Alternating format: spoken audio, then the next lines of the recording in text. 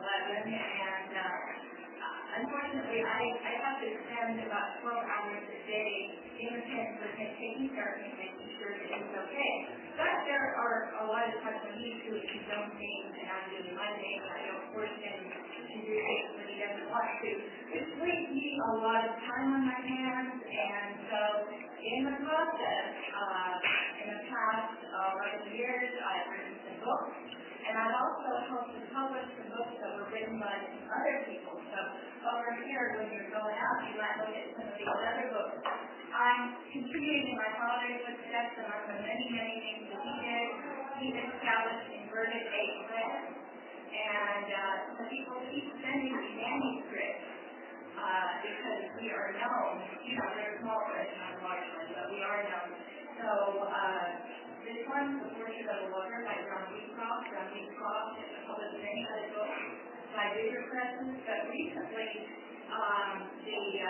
the market has changed. You know, a lot of the bookstores closed. A lot of the publishers have gone bankrupt who were big and had a lot of funds. So I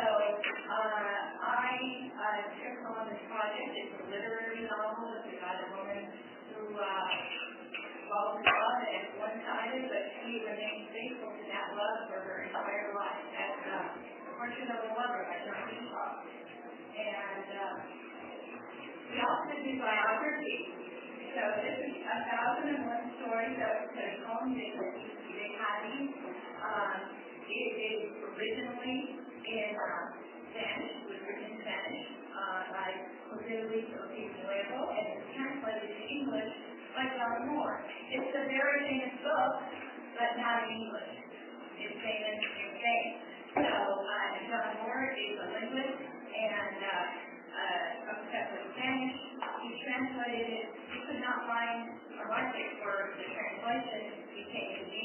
I published it. So that's a little about our press. And then I have written several novels of my own. One of them, Aya Katz, is set in Texas, but it's really a story that's found in the Bible. I don't know if you know about Nabal, the Carmelite, and he was the husband of Abigail, who became the husband of King David. I'm sorry, the wife of King David. So, yeah, it's a biblical story, but it's set in modern-day Texas about the time of the Mount Carmel massacre, and I don't remember that, in Brad Davidian in Waco. So, if you're interested in any of that, we would be reading Aya Katz. Now, if that's not something you're not interested in, but you're interested in World War II and what it was like to be an American in China, just before the Japanese, just before Pearl Harbor, then you might want to read Our Lady of Flying Home. It has a lot of Chinese culture in it and a lot of other interesting things about what it's like to be a teacher in a country where we don't speak the language. And I have experience with that too because I taught for 3 years in Taiwan. So, but that's not what I really want to talk about this time because my newest novel is called Theodosia and the Pirates. And you might want to pass the copy along so people can look at it. So this is a historical romance. Yes, it has romance in it, but it's also got real history. I don't know how many of you have heard of Theodosia Burr Olson. Anybody hear of her? Okay. How about Aaron Burr? Has anybody heard of Aaron Burr? Okay, Aaron Burr was the 3rd Vice President of the United States. He was the Vice President under Jefferson. There was a falling out between him and Jefferson, so he didn't get to be the Vice President for Jefferson's second term.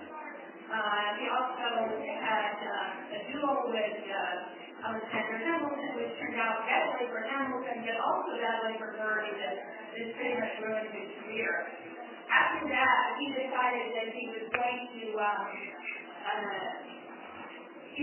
help the United States by going on a private expedition to Mexico and getting some territory.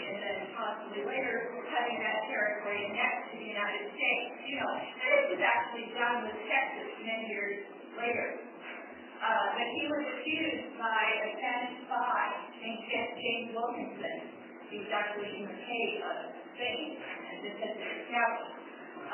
He was accused of plotting treason against the United States. And there was a big treason trial. And he was acquitted. That after he was acquitted, he had a lot of debt, and the people were hounding him.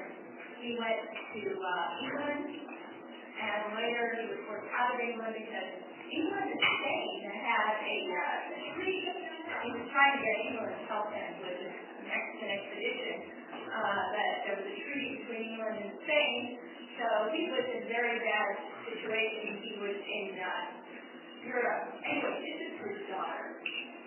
Okay. Aya Katz. She was married to the governor of South Carolina. And just as the father finally back to the United States, finally home, safe, her son died of malaria, and she boarded a ship called the Patriot. And by this time, James Madison was president of the United States, and he had declared war against England.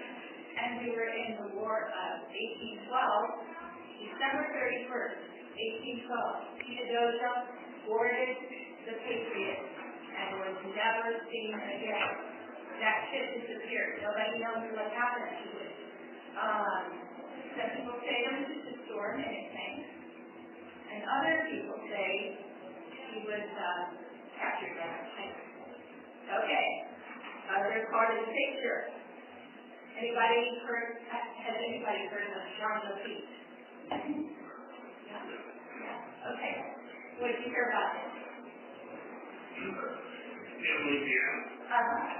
Yeah.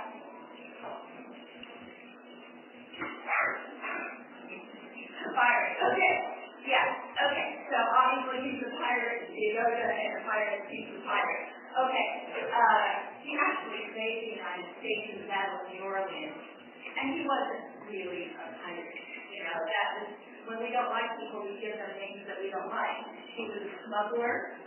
He was a privateer. When I say he was a smuggler, one point it was illegal to either import or export any goods to the United States. It was called the Embargo Act. And it was one of Thomas Jefferson's ideas about how to avoid a war, avoid what eventually became the War of 1812.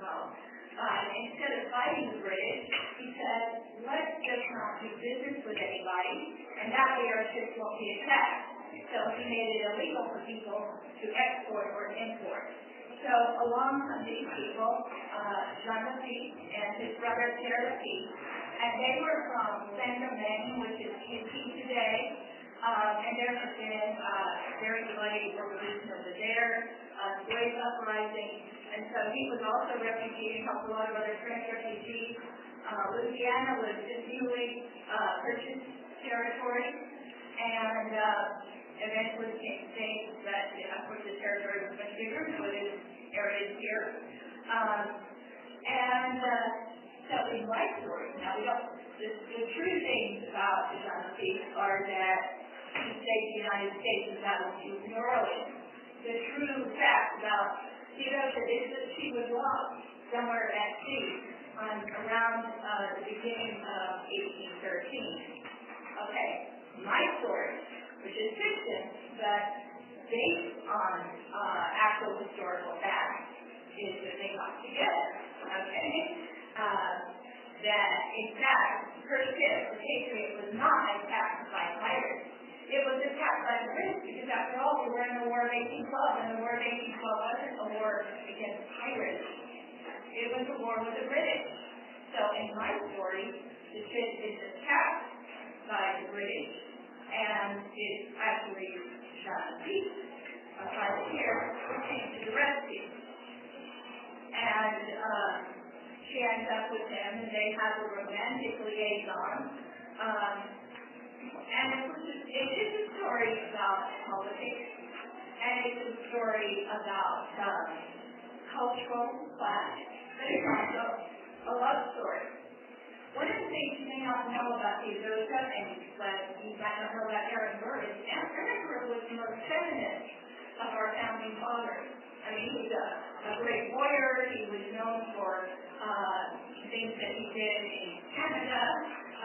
He went during the Revolutionary War. He carried the body of General Montgomery, who was killed during an attempt to invade Quebec. And he was also a very learned man. His grandfather was Jonathan Edwards, a very famous preacher. And his father was the president of Princeton University, before it was called Princeton. And unfortunately, his mother, his father, his grandfather, and his grandmother all died of smallpox shortly, one after the other after the other. He was left in the care of an uncle. But to keep up the family tradition of learning and studying the Bible and all of that, he was given a classical education, which includes Latin, Greek, and Hebrew, so he could read the Bible. He was a very well-educated man, but he was not following in his grandfather's footsteps. He was not a religious man. But he was very interested in the intelligence of women. He read Mary Wollstonecraft's book, The Vindication of the Rights of Women, at a time when that was not very popular. And so he wanted to raise up his daughter to be an educated woman, as educated as he was. She was taught Greek, Latin, we don't really know how taught Hebrew, my source she was. She was better educated than her own husband, who was the governor of South Carolina. She was more intelligent, more intellectual. So do you think this court would be a good match for her? Well, the question is, what was his background? And there is something that purports to be the Journal of John Keats. It's written in French. And it's not high French, it's not Parisian French, it's more like middle-class French, a little bit of Cajun, a little bit of French mixed in. Anyway, some people say it's a fake, it's a forgery, and it's not really the Journal of John Keats. But other people swear by it. And so I use that as some of the background. I got a copy of this journal and kept in the library in Texas. It was discovered in the 1950s, but the ink and the paper show that it came from the era of the 19th century, first half of the 19th century. And from this story, we know that John Keats was fluent in French and Spanish. His grandmother, he claims, was the way that it was an Israelite living in Spain. His grandfather and his grandmother were persecuted by the Inquisition. His mother married his father, who was of Huguenot descent, but also had been persecuted and had to leave France and went to Switzerland, and somehow or other they all ended up in Saint-Domingue. And so he's a very interesting man from the journal, if that really is his journal. He has a lot of very strong opinions. He's actually a supporter of Jefferson. So one of the conflicts, and sometimes husbands and wives don't agree on politics. One of the conflicts here is he hates Jefferson. Why does he hate Jefferson? Because Jefferson declared that her father was a traitor. She's a very patriotic woman, and her father isn't a traitor. But he loves Jefferson. He's read everything that Jefferson has ever written, and he's very patriotic too, in a different way. And so those are some of the conflicts between them. When New Orleans is about to be attacked, the British, and this is true fact, I didn't make this up, British made him an offer. Made him an offer. They said, we'll give you land for our colonies if you will help us to fight the American rebels, under the colonists that were not doing what they're supposed to do. He turned all of that over to the American authorities. But the American authorities didn't trust him, and they came and attacked him anyway, and took his we had storehouses just outside of New Orleans full of cigars and coat stockies and all sorts of things that he had plundered from the Spanish and British ships. And they got all that, but they didn't get his gunpowder. And so Edward Livingston, who's actually a friend of Aaron Burr's and a friend of Theodosius, was also a friend of John O'Keefe. And he got in touch with President Madison, went over the head of the governor of Louisiana, went over the head of Commodore Patterson of the Navy, and got James Madison to send Andrew Jackson to the rescue. And eventually Andrew Jackson accepted help from John O'Keefe. He accepted gunpowder, flint, which he really needed because he was out of, and also the help of this man and many very well-trained artillerymen. And that's how he died in the Battle of New Orleans. But after the war was over, we can't really say that we won the war of 1812, but we didn't lose it because the British went away and there was a treaty. And so after all of that coming around, you would think that some reward might be due, or at least they should get back the ships that were confiscated, the goods that were confiscated. Well, he went to court, he sent letters and tried to represent himself. He got nothing back except for a pardon, okay? A pardon for all his sins signed by the president, but nothing else, okay? He was very upset about this. And he wrote a letter to James Madison in English, by the way, which is not his native language, and you know how hard it is to write not in your native language. That letter, or at least one facsimile of it, is available in the archives, and I think you would see under the correspondence of James Madison. He wrote it to James Madison in my story. He kept a copy, and he showed it to Theodosia, and she was mortified. Because she knew James Madison, she knew Dolly, and she'd actually written a letter to Dolly to try to help her father come home. And Dolly kind of stumped her. I mean, she was nice, she said, "You're my precious friend, but, Mr. Madison can't do anything to help your father." So there was kind of a little bit of guilt feeling there. And here was a man, was her man, and he had written to President Madison, and he said that everything that he did for the United States was not for money, but for sentiment. And he spelled sentiment with a C. And he just spelled some other keywords. He asked if President Madison could send him whatever funds the United States Treasury had to spare. And he spelled funds, S-U-N-S. So in my story, she really gives him a tongue lashing. And she says, "How dare you send out a love letting me correct your spelling?"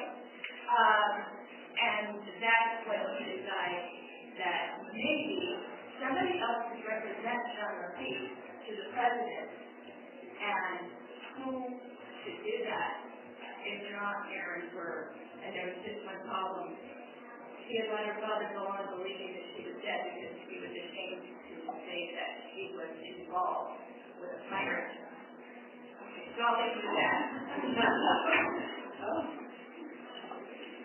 Any questions?